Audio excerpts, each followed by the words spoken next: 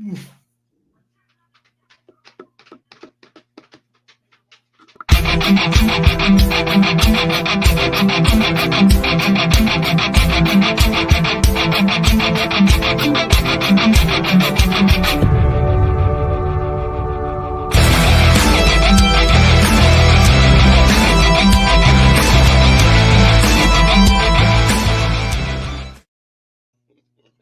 picture of me, I can't get over it.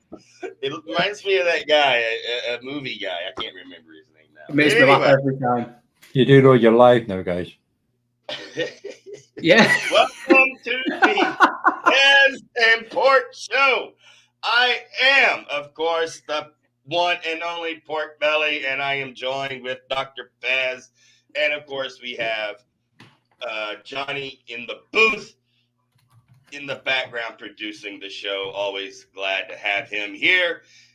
And our loyal audience, Uwe Kicks, is here. And I see Luke is here as well, which is Duke Mueller, for those that don't know him on Steam. Wow, we have some interesting players here today that I have seen drafted all the way from the first round to the third round, and even one or two of the guys in the fourth round of rookie drafts. It's an exciting group.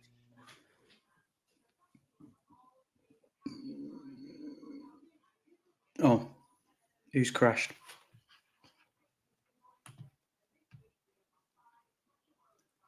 Well, it's a nice screenshot. Am I good? Is it? I can hear you. I'm yeah. Great. Oh, he's back. Oh, there he go. He's moved. He's gone. Great start. Great start. Yeah, hey, can you see me? Yeah, you're back. You're back. Yeah, okay. There you go. Anyway, sorry about that. Pork is stuck in the Matrix. Yeah, I tell you, you never know what's going to happen. Anyway, I'm excited to talk about some of these guys here, especially starting with our first one. But before we get there, how are you, Doc? You doing well? I see you're back in the normal environment. We got our notes. We get the schedule there. We get to see what's for dinner tomorrow. Oh, my wife's not put it on the board, unfortunately. Yeah. So how are you? I'm good. Same old same. It's nice and hot here, so can't complain. Yeah, man. It's been steaming here. It's been raining. We're in the rainy season, so every day it's rain. It's a nice, cool 32 degrees Celsius at 7 p.m. Fuck that. I think I might need to get a jacket on. It's a little chilly outside tonight. All right, yeah. 23 and I'm sweating. Yeah, so I will take this over the temperatures that we had in May and April and May. It was 34 at a minimum high every day for 2 months, 34 at least. Some days got up to 37 and 38. So I'm okay. I can live with it. So right. Are we getting on to the first one? Did you study tape?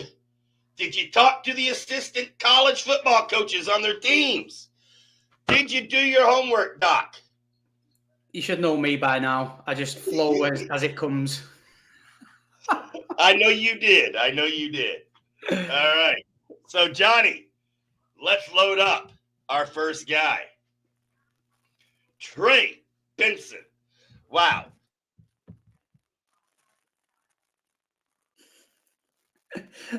Right. Blazing speed. I think he has a 4.39 in the 40. Yep. Good size, 6 foot at 216 pounds. He's the prototypical NFL running back. He's got to be a first-round draft pick, right, in the NFL. But no, he was drafted in the second round, I believe, for the Arizona third round, second pick to the Arizona Cardinals. What are your thoughts, Doc?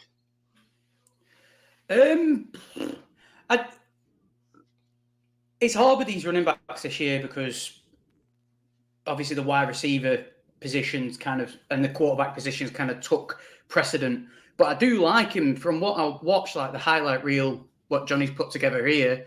I feel like he's gone to a really good team. When we just look into fantasy terms, he's gone to a decent team. I feel where with James Conner, you could see out of all the running backs. Obviously, you got Jonathan Brooks with the injury. You don't know how he's going to fare in his first season. So I feel like when you look at these running backs, just as EW Kick said, I was about to get onto it. You look at these running backs in the positions, like James Conner normally picks up a couple of games where he's limping. So if I was the Cardinals, I'd be using them as a dual thing, try and get Conner as deep as possible. With Marvin Harrison, Kyler now supposedly fit, you want to use them both at the same time. So I feel like when it comes to fantasy, he's a bit like if anyone who's watched last week's show when we talked about the wide receiver 4 position, get him around there. I feel like he could be an instant factor to the Cardinals team if they use him right. But I don't know. None of these running backs really have got me overly excited. Like, he is quick, he is fast, but in the terms of fantasy football, I don't know. I certainly hear the reservations. I've read the scouting profile from a few websites. We've said many times on the show, we did not watch a lot of college football. So I've never seen him play in a game, only highlights. For me, in these rookie drafts or these drafts with rookie running backs or rookie wide receivers, but particularly the running backs, I rarely, like I did with Dameon Pierce 2 years ago, and I nailed it, I rarely look at the scouting profile. I look at fit. Who's ahead of them? Who's behind them? And what are they playing for? And I think that Ewan Kicks is exactly right. He's in the perfect spot, as you mentioned. I think he fits the Cardinals' offense. I think he's going to be the best rookie running back of the 2024 NFL draft. He was my number one back off the board. I drafted him on almost all my rookie drafts that I have a late first or an early second. Yeah, my biggest concern with him, do you know what? I do have the depth chart here, so I don't need to swing it 1 second. Because I was looking at the depth chart. My concern for him is with the new kickoff rule and his speed, being a rookie. Yeah. I don't know whether he could, whilst James Conner's fit, he could be on special teams. Yeah, he could be the return guy just because of his speed and the way it's all set up. He looks perfect. So if you've got a fantasy team that incorporates special teams play, because I've been in a few leagues with that, he would be perfect to pick up because, as EW Kicks said, by halfway through the season, he could be promoted as the running back 1 when James Conner inevitably gets injured, but also as a returner, you collect them points as well. But for the Orkney Bowl, do we get return points in Orkney Bowl? I don't think that goes on special teams, right? For the defense. Does it? It doesn't count towards his individual running back stats. 1 minute, let me quickly. That's special teams counts as defense points. Does it? Yeah. So if Trey Benson runs back a touchdown on a kickoff, that will go towards the Cardinals' defense score.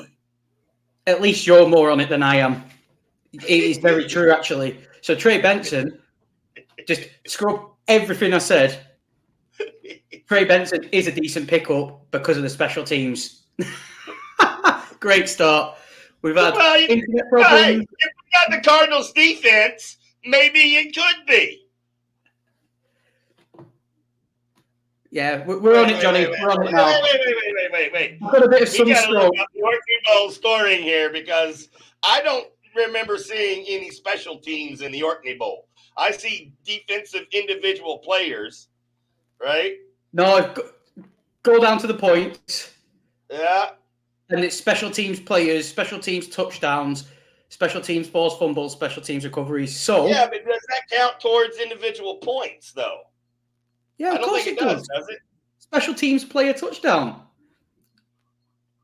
Does that go towards our We probably shouldn't figure this out live, but it's great content. Great content.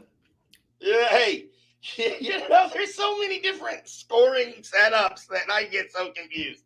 Yeah. You know, the one thing about ESPN, it was so easy. You knew exactly what the scoring system was. Oh, we're about to get shouted at. The Yeah, boss we're is going to here. get yelled at by the Kelly, boss. The boss is coming in. for a special team player, if the kick returner scores a touchdown, he will get 6 points. Oh, really? Yeah, So that's why it's a let's bring special all team that player info bonus. back that Doc just said. So everything I just said is correct. Trey Benson is perfect. I'm looking at the scoring right now. Hang on, I'm going to get this right. Okay, now. Oh, shit. Well, hey, nothing but quality from me, mate. You can always bank on that. Right, should we go on to the next person before we get into whoa. Special Trey teams Benson? defense. Yeah, you see, special teams defense counts. But when it goes to rushing, I don't think that those points are added to the individual's scoring for, yeah. If you They go do. below the special teams That's defense, special it's teams. special We teams. don't have Right. special teams. Right. No Yeah. one wants to hear us trying to figure out the fucking scoring of this league. If Yeah, Trey because Benson, we don't have team defense either, but the team defense scores. But anyway. listen to me. If Trey Benson was the returner and rushed it in for a touchdown from the return, he'd get 6 points. So everything I said about leagues with returners getting points, i.e. the Orkney Bowl, what we're talking about, Trey Benson's perfect. Yeah. So Trey Benson, in the wide receiver 3-4 position, is worth the pickup because of the special teams value and potentially him taking over the wide receiver 1 role when Connor gets injured. Yeah. Okay. Now should we move on to the next one? Yeah, you know, it's just confusing how they do the defense here. Trey will be a top 30. Oh, I can definitely, I 100% agree with that. Johnny, put that I on the think note. he'll be a top 20. Put that on the You know notes, what Johnny, I for learned? Luke. Yeah. We'll come back and You know check what that. I learned? I keep talking over you, Doc. I'm sorry. Go ahead. I was just saying to Johnny, put Luke's comment in our notes for what people predict's going to happen, and then we'll hold him accountable if he's right or wrong. Yeah, for our week 9 season review, half season review or something. Yeah, I think Ewan Kicks had one last week that we needed to pin. But you know what I found interesting when I was researching running backs? DeAndre Swift.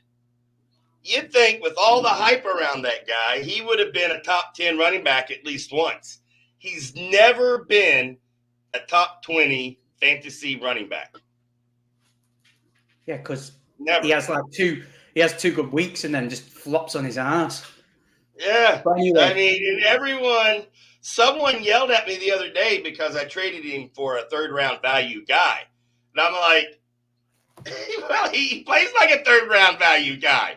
Right. Why should I hold out for him first? You going to give me a first for this guy? Oh, man. Should we move on to Jalen Wright? Yeah, let's go to the next one, Jalen. I don't know. That just worked me up that they criticized me so much. Anyway, Jalen Wright. I am excited about this guy, actually. I didn't know much about him until the draft. And then the more I learned about him, he just fits the Miami offense, exactly what they're all about. Speed, and more speed. Plays in the SEC at Tennessee. He's used to NFL talent on the opposite side. He looks good to me. However, he was drafted late. Many scouts don't expect big things from him immediately. What's your take? I like him. All 3 years in college, his production has gone up and up and up. His last year was probably touchdowns weren't there. That's a concern. But if you look at it for, like we say, like we've always said about these rookies, for how we look at it is, it's the team they're going to for the fantasy production.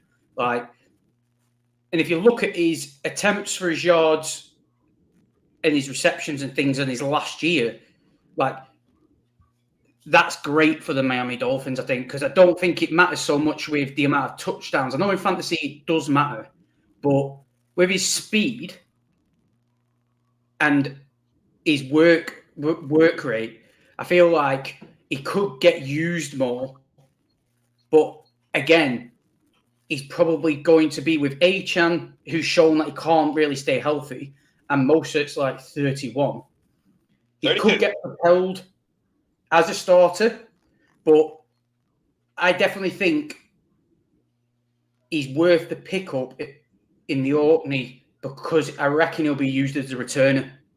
That burst of speed he's got, because what was his... 1 minute, let me just get his 10-yard up.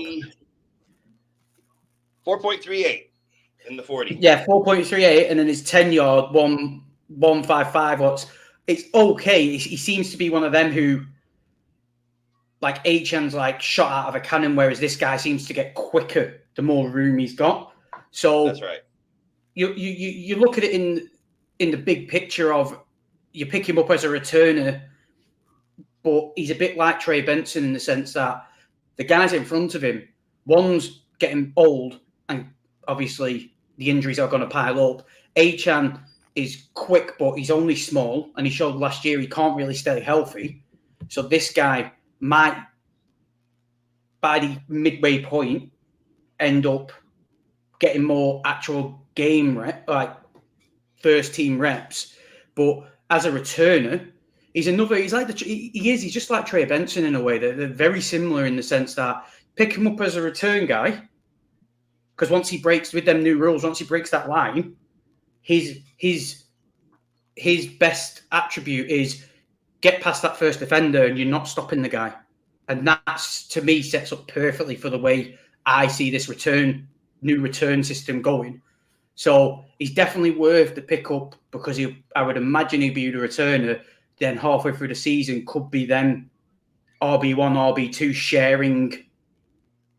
sharing touches when inevitably Mostert or Achan get injured. So very similar, but I wouldn't be, like last week we spoke about wide receivers who I would jump early on because I just personally see the potential. These two, it's just kind of like once you've kind of got your team set, your main backup players set, if they're still middling around, just chuck a flyer on them. Doesn't really matter. Like by that point, it shouldn't matter by that point.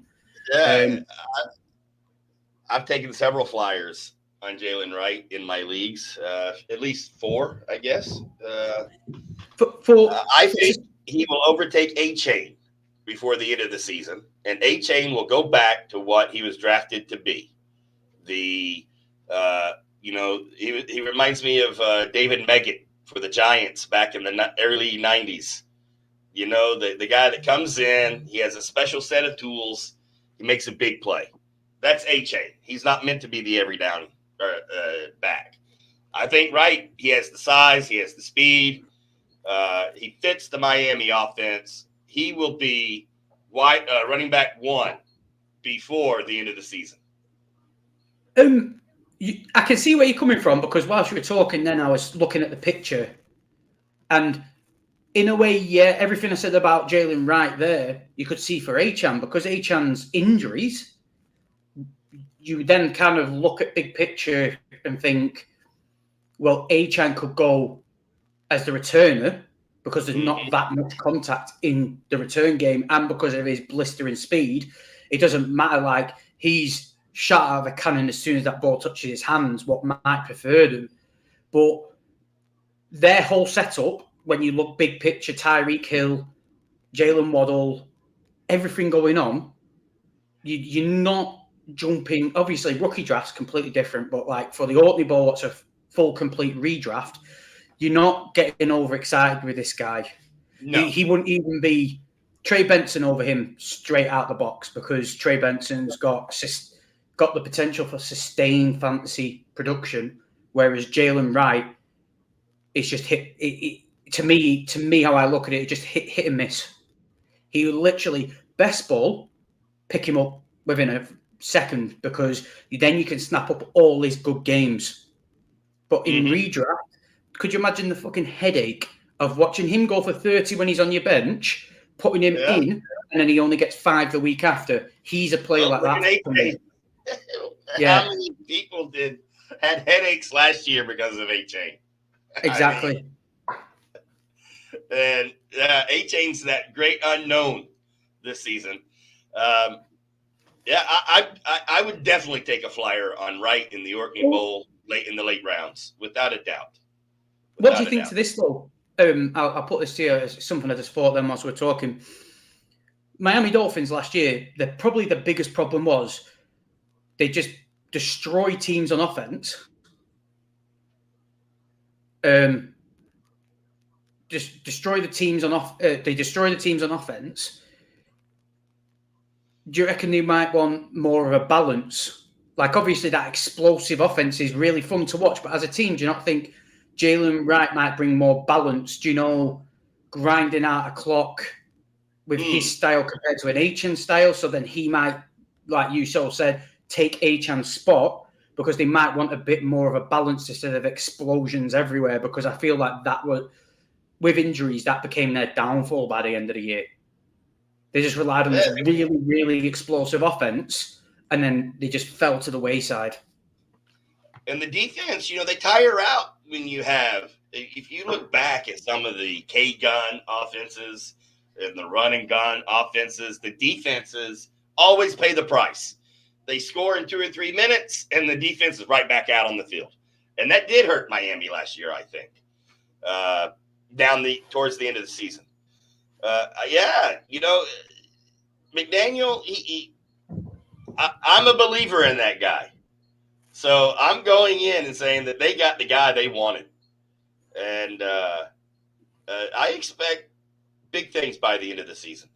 But like you said, I would not take him high or even in the first half.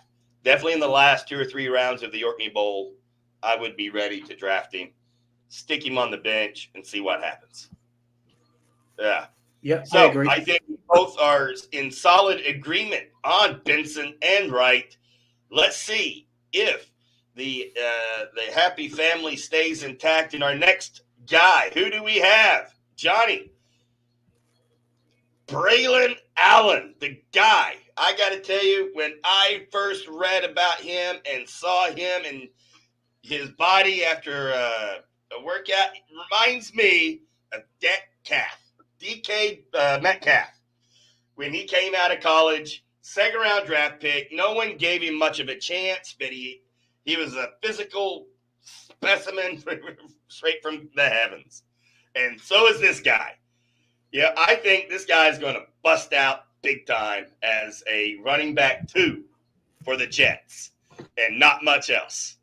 What is your thoughts on this guy? I agree. He's like, you look at his highlights, you look at his measurables and stuff, and you look at their depth chart, and he's literally Bryce Young. Bryce Young, what am I fucking on about? Where am I going with that? Brees Hall, maybe. Bryce Young. Where did Bryce Young quarterback or something? Wait a minute. This sums up this show. This fucking Brees Hall, and it's literally Brees Hall and him. Now, if anything, I think the way his build, like 6'1", 235, and he runs a 4.4. Like, that's ridiculous.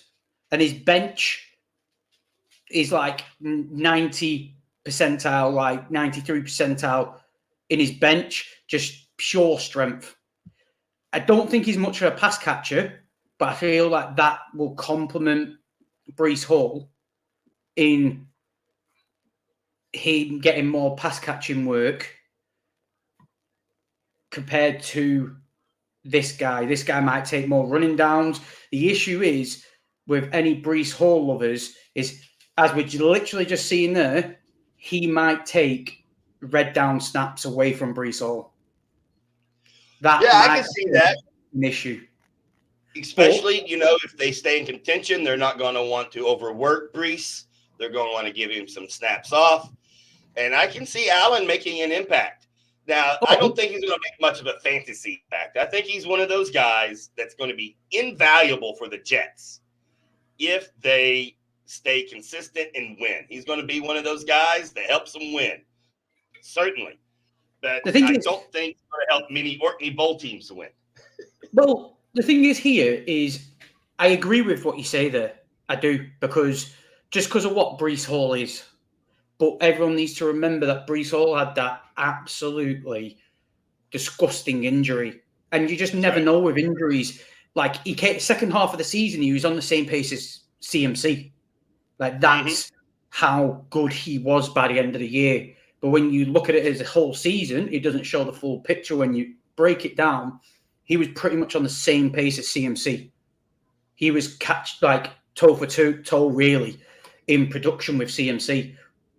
But I don't think the Jets want to knock the tires off him, because you never know. Fresh off the injury, yeah, great. Get a full preseason in him. How's that body going to feel? This guy is in a perfect position to absolutely dominate. But he is, compared to the other two, I picked him up in all my best balls. I go Breece Hall and Breland Allen. And I've gone high on him in a best ball because, like you said there, you could see him have a game of 20-plus points and then completely drop off the face of the earth, because he's really just a true running back. So he might take red zone, like I said before, but Breece Hall's probably going to have all the pass catching, because the one good thing about Breland Allen is his blocking ability. So you might see two running back sets. Do you know Breland Allen could effectively be used as a fullback? Do you know, trick plays, things like that. But when it comes to fantasy, like, he'd be, obviously at the end of our show, we always like to rank our stuff, and I know I'm kind of doing it as we're speaking, but he'd be at the back end of the list for me. Like, he's never going to surpass Breece Hall. But then if you're going to take this guy, you want to be the Breece Hall manager as well, if that makes sense. You've just got to say, one of my bench spots is forever going to be void because I've got Breece Hall and this guy's my backup.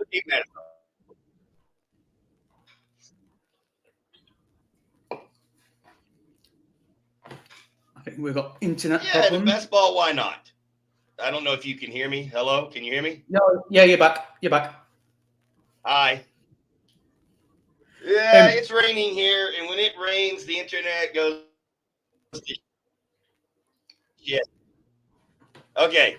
Yeah, when it rains, I'm sorry, guys. I can hear you. I'm with you on that. And the best ball, why not? I took him as a flyer in a couple of rookie drafts, when there's like 5 rounds. But, why not? Yeah. So I think we're both in agreement with Alan. I think we don't need to say much more about the guy. Johnny, who's our next guy?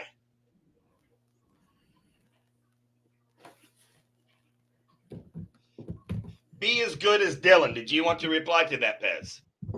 Yeah, but it's okay. It's okay.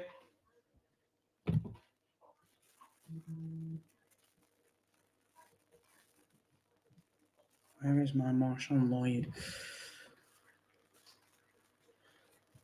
I've just realised he's disappeared. So I'll just chat away, shall I?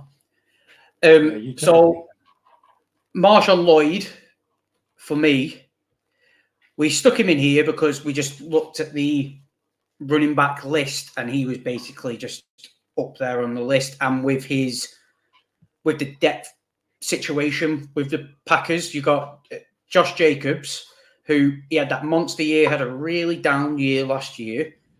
I think he'll have a bounce back year with the Packers just because of how they like to use their running backs. AJ Dillon's at the moment in the depth chart as the second running back, but I could see Marshawn Lloyd surpassing him by the time the season starts, just because they got AJ Dillon pretty much on bottom money. Like, they just got him back because he knows it. I think he knows the system, and just in case Marshawn Lloyd didn't come to fruition, I think they just got him there. But you look at his measurables and stuff, he looks good on tape. Some of the stuff he does on tape looks good, but his measurables, like a 4.46 at the 40, that's decent. You can see it on the tape here. He looks a lot bigger than 5'9", 220. Yeah. He does look like a bigger body when you watch him on tape. But yeah, for me, I'll be very surprised if people are fighting over him in fantasy. That's my biggest thing with this guy. He is definitely going to be available on the waiver wire in week 1. I mean, very few people are going to save a roster spot for the third down run or the third string running back out of Green Bay. I mean, yeah. It is interesting that they drafted him in the 3rd round. So that tells me that they do see some future production from the guy. So he might be, if you're in a keeper, a dynasty league, he might be interesting to keep on your flex team. But in the Orkney Bowl, I don't see a reason to have him on the roster at this point. However, he comes out of a good school. He honorable mention all Pac-12. He had good production at 7.1 yards a carry. So he's explosive when he hits the line of scrimmage. And he did transfer from South Carolina to USC his senior year, and his production did jump quite a bit. But he was injured his freshman year with an ACL tear, so that could have impacted his sophomore season. Possibly. But, yeah. It'll be interesting to see what he does. Yeah, it's a hard one because as well that USC team last year was quite explosive with Caleb Williams and stuff like that. So, but then it's a weird one because in a way he's kind of gone to the perfect team, what kind of represents what he had in his last year in college. So that's why I think I will say that I do think he will take AJ Dillon's place as the second. Like, because if you look at their depth chart, they've got that Emmanuel Wilson who looked all right when he got touches. Like, you could see AJ Dillon being a non-factor by the end of it. Like, so I definitely think he'll be RB2. Now, okay, yeah, I can see that actually. Again, with the return points you can get on special teams, because of his burst and his quickness, and one of his main attributes is breaking tackles. Like we said, I don't think he's one you're fighting over. If he gets taken, I'd be very surprised, unless you're a Packers fan, you're kicking the table going, oh, fuck's sake, I've lost Marshawn Lloyd. Like, I don't think you like jumping high for him or whatever. But very back of the draft, if he's there and you're happy with your team, why not? Why not? Because he's got that return value. And if he does become RB2 by the start of the year, Josh Jacobs shown like down. Like last year, it wasn't a great year for him. Might have just been factors or whatever. Was he a bit banged up last year as well?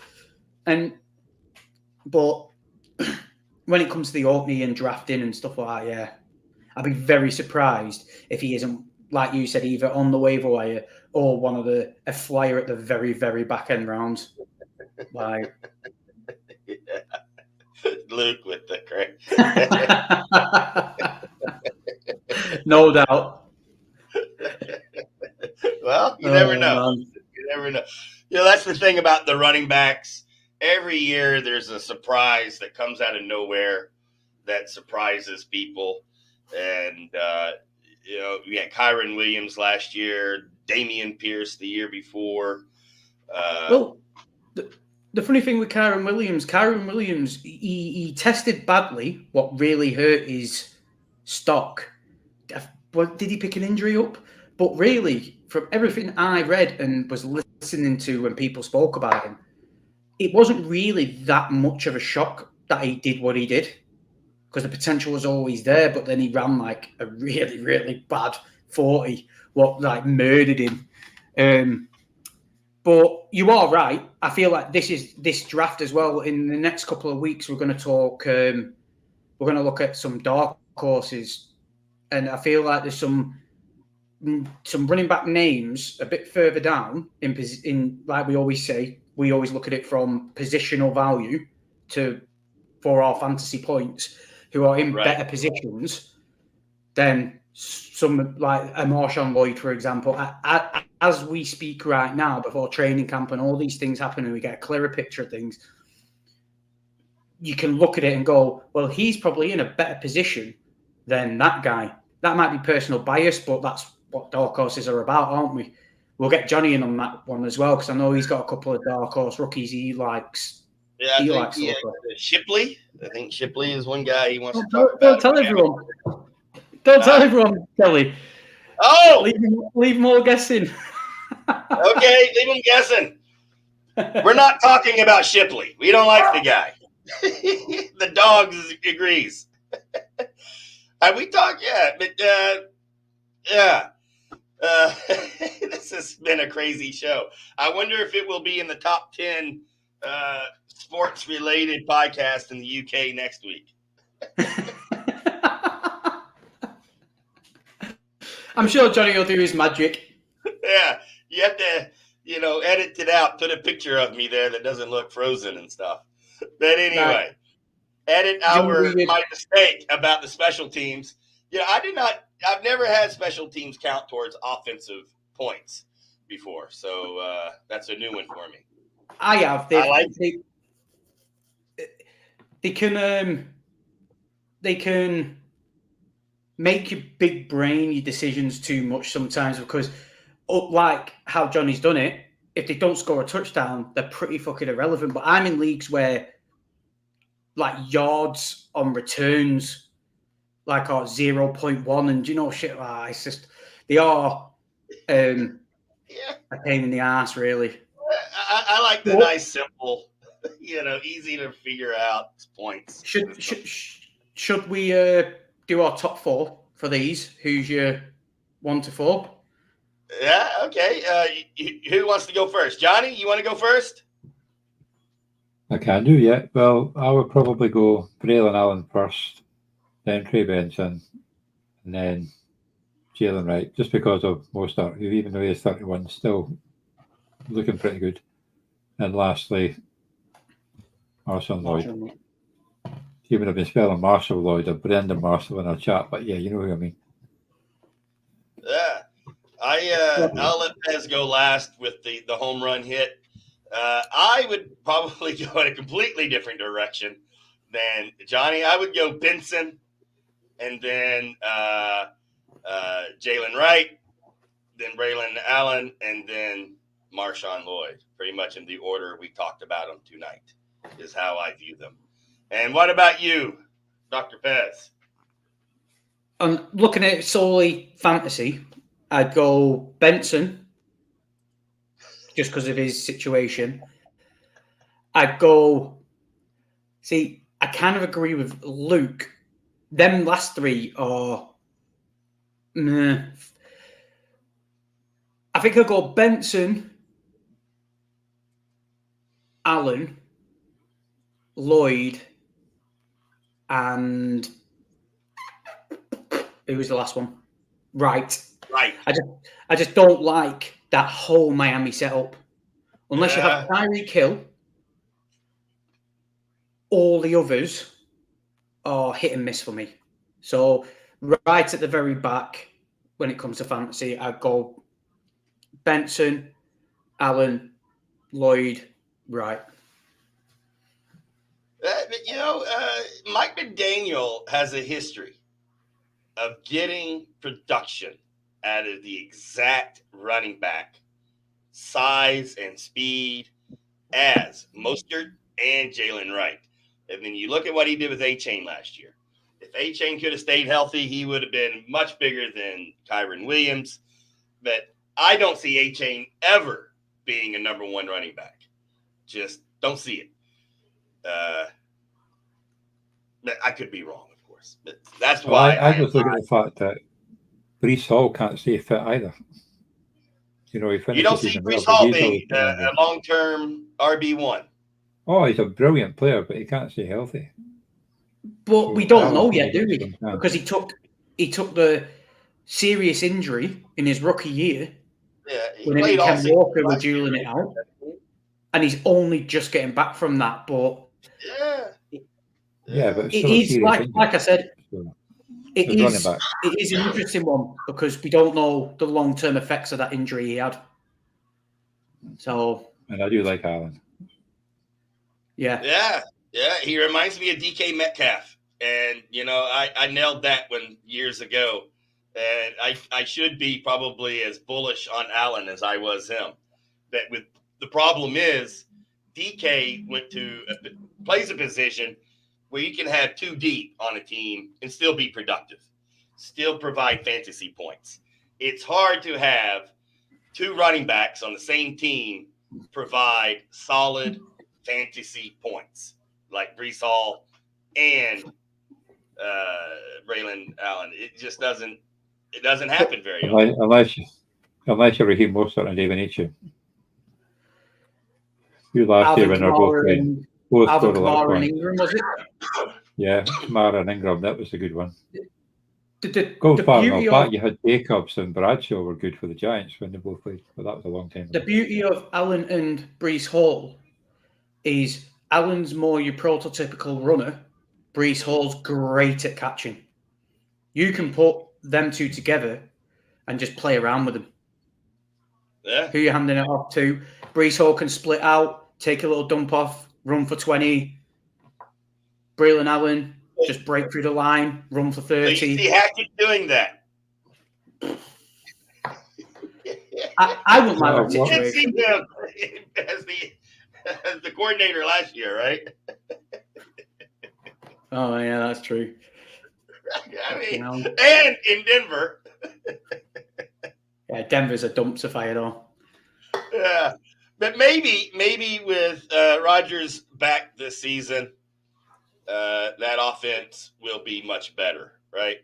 So maybe Hackett will be vindicated as the offensive guru everyone thought he was. But anyway, actually, I had a great time this episode. I know we made a few mistakes, but Johnny, as always, your ace behind the booth there. And Pez, great insight on some, players that didn't get a lot of press. And I can see that a lot of people have taken your side on here, especially even Kicks. And Luke, I think, tends to like your prediction as well. I seem to be out on my own, the outlier. And that's okay. I still sizzle. Well, I do have one announcement to make before we go, though, because obviously I've been given 3 spots for the FSCC charity event. Arthur's taken 1 spot, but there's still 2 spots up for grabs if anybody wants them. Okay, I'll take it. I'll take it. You're not in it already? Well, that makes I'm in already? Then, so. I'm in already? I didn't know I was in already. No, I said, are you in already? I am not. And you're not in either, are you, Pez? I'll take one. Well, that makes it easy then, both of you. I did put it in the Orkney chat this morning, but nobody replied apart from Arthur. Well, I was going to, I sent you and I was going to take one of the spots, but I figured it would already be filled. Oh, how did I not know what yo meant? Yeah. I'm terrible. Sorry. Well, I'll take Yeah, that it's one your back. fault for There's no not more. knowing what yo was, Johnny. Come on. I know my terrible. I'm really sorry. I'm bad commissioner. But well, that's it then. There's no more spots then because you two guys have taken it. So Yeah, so just one more spot left then. All right. well, That's cool. no, because Pez is going to take it too. So it's you, Pez, and Arthur. So Oh, okay. Great. so. Yeah. Yeah. So Well I'm glad I mentioned it. And anybody who watched it, unlucky you've missed out already because that was pretty quick. Is this a best ball team? I've got all your details on files. So I'll send all the details off to Murph and that. It's probably the quickest I've ever filled anything up ever. Okay, is this the same one that the guy made a video about a few months ago? Should we say bye to everyone so we're not just having a private draft your team. And then I didn't follow. It's like a knockout competition. You over 2 rounds. Okay, yeah, exciting. I'll do it. It's fun, but it's bloody hard because you could be playing against anybody. Because you've got your division, but you're playing knockout on a different website. So it's where I got the idea for the Rousey Cup. So. Well, what the hell? It's a charity event. It's a good laugh. Yes, don't say it. I'm baseball. Anyway, sorry to interrupt there. That lasted a long time. So all right, we've got somebody laughing at us. Right, should we say bye to everyone now? Have we finished our personal conversation? That's it, yeah. All right. Oh, so we are making it a wrap. Thank you, Johnny. Thank you, Pez. I am Pork, and I will see you in the next show. Later. See ya.